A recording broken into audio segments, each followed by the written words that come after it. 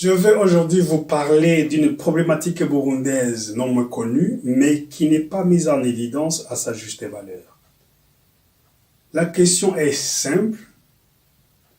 Comment est-ce qu'un pays potentiellement riche comme le Burundi se trouve être le pays le plus pauvre du monde? C'est ça la plus grande question. Pour mieux comprendre cette question ou pour mieux répondre à cette question, on peut recourir à l'histoire du Burundi. Mais comme l'histoire du Burundi est longue, je vais vous en épargner. Et je vais dire tout simplement que cette question résulte de l'instabilité sociopolitique qui a eu lieu au Burundi depuis l'indépendance jusqu'à nos jours.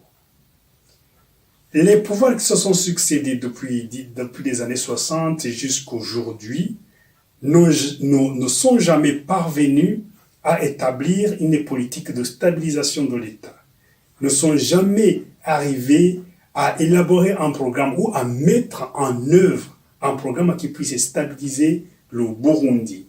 Et c'est pourquoi, jusqu'à présent, nous vivons dans une instabilité récurrente. Et cela étant, ce qui est fait, l'instabilité qui a eu lieu, il nous faut maintenant penser à l'avenir. Il faut maintenant trouver des solutions, après avoir appris les leçons du passé, trouver des solutions pour gérer le présent et pour programmer l'avenir, pour programmer la stabilité de notre pays dans l'avenir. Mais attention, nous devons avoir beaucoup d'énergie, nous devons avoir beaucoup de courage pour pouvoir élaborer un programme et pouvoir mettre en application quelque chose qui puisse stabiliser notre nation. Pourquoi il faut avoir beaucoup d'énergie? Pourquoi faut-il avoir du courage? Parce que le Burundi en tant qu'État moderne n'existe plus. Le Burundi en tant qu'État moderne est mort. Pourquoi je dis cela? Certains peut-être risquent de m'en vouloir. Pourquoi vous dites que le Burundi en tant qu'État moderne est mort? Le Burundi actuellement est dirigé comme une jungle où le plus fort bouffe le plus faible. Le Burundi actuellement est dirigé sans respect de la loi.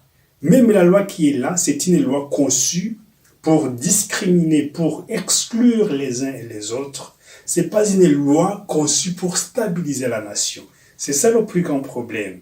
Vous voyez, le Burundi est le seul pays au monde qui est dirigé faisant référence à deux constitutions. Deux constitutions superposées. Une constitution de 2005 qui reste maintenant en vigueur, une autre constitution de 2018 qui est aussi en vigueur. Et le pouvoir en place applique une disposition qui l'arrange selon la personne ou selon la personnalité à exclure. Il ne l'applique pas dans le sens positif malheureusement, il applique l'une ou l'autre disposition dans l'une ou l'autre constitution dans un sens purement négatif. C'est pourquoi je dis que le pays est dirigé comme une jungle. Mais aussi, il y a d'autres lois ordinaires ou d'autres ordonnances ministérielles telles qu'on les connaît, je vais y revenir plus tard, qui ont été élaborées dans un sens de discrimination, dans un sens d'exclusion, dans un sens d'oppression, une oppression légale. Et ça, ce n'est pas le propre d'un État moderne. Au parti CDP, nous avons un slogan qui dit « Une justice juste pour un développement avec le peuple et non à côté du peuple. » Et nous le disons parce que nous faisons en fait référence, ou plutôt, il y a un principe que nous suivons, et c'est son principe. Ce qui est légal n'est pas nécessairement juste. Ce qui est légal n'est pas nécessairement juste. un État peut légaliser l'injustice. Et c'est le cas du Burundi. Et nous disons cela pourquoi? Parce que l'apartheid, quand on donne un exemple, l'apartheid était légal, mais il était injuste. Il a été combattu par le monde entier. L'esclavage était légal, mais il était injuste. Il a été combattu. De même que le colonialisme. Là, nous parlons des grands courants historiques qui ont marqué l'histoire de l'humanité et qui a été combattu par le monde entier. Mais là, on n'entre pas dans les États. Et si on entre dans chaque État, on peut remarquer aussi que certains États ont légalisé l'injustice.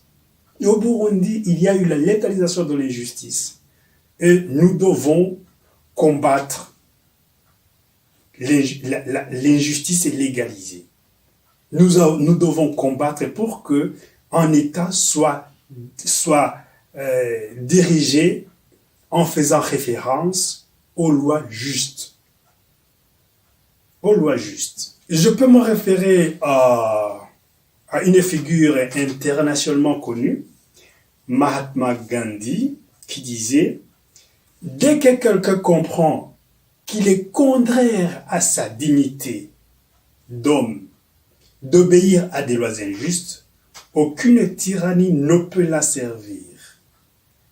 Et si nous pouvons nous mettre en tête que nous devons lutter d'abord pour la mise en place des lois justes, aucune tyrannie ne pourra nous asservir.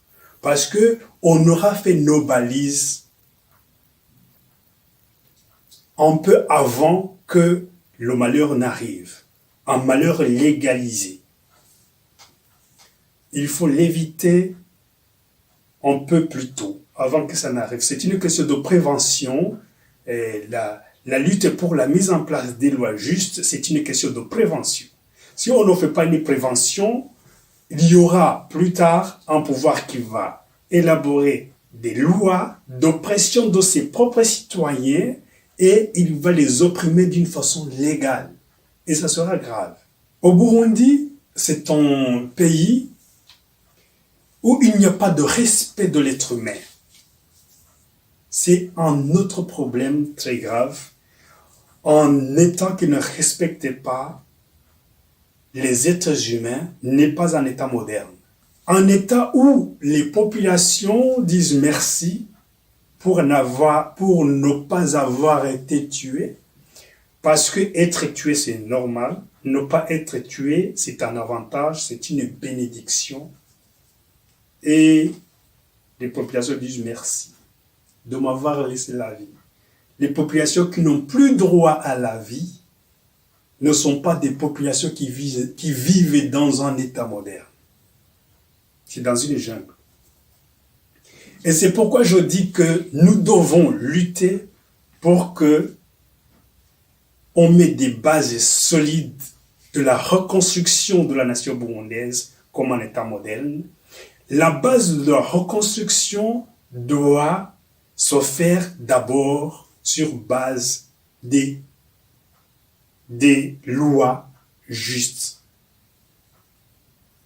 sur base d'une justice juste.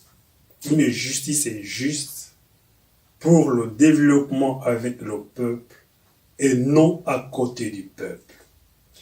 Pour le moment, je m'arrête par là. Je pense que je vais développer le sujet de la justice est juste dans une des émissions à venir. Merci.